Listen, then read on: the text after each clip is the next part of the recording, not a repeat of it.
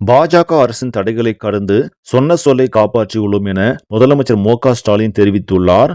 முதலமைச்சர் மு.க.ஸ்டாலின் வெளியிட்டிருக்கும் எக்ஸ் தள பதிவில் சொன்னதையும் செய்திருக்கிறோம், சொல்லாததையும் செய்திருக்கிறோம் என்று தெரிவித்திருக்கிறார். மேலும் திமுகவின் தேர்தல் அறிக்கையில் கூறிய 505 வாக்குறுதிகளில் நமது திராவிட மாடல் அரசு 364 வாக்குறுதிகளை நிறைவேற்றி 40 வாக்குறுதிகள் பரிசீலனையில் உள்ளதை தக்க தரவுகளோடு அமைச்சர் தங்கம் தென்னரசு, சிவசங்கர், கோவி செழியன் ஆகியோர் விளக்கியுள்ளனர்.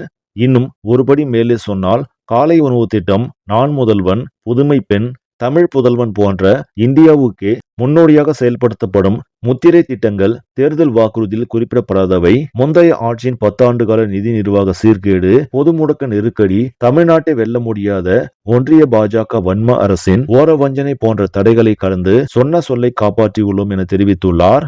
இதற்கு பல்வேறு அரசியல் கட்சியினர் வரவேற்பும் எதிர்ப்பும் தெரிவித்து வருகின்றனர். மேலும் இது போன்ற முக்கிய செய்திகளை உடனுக்குடன் அறிந்து கொள்ள நியூஸ் இன்ஃபோ தமிழ் சேனலை சப்ஸ்கிரைப் பண்ணுங்க.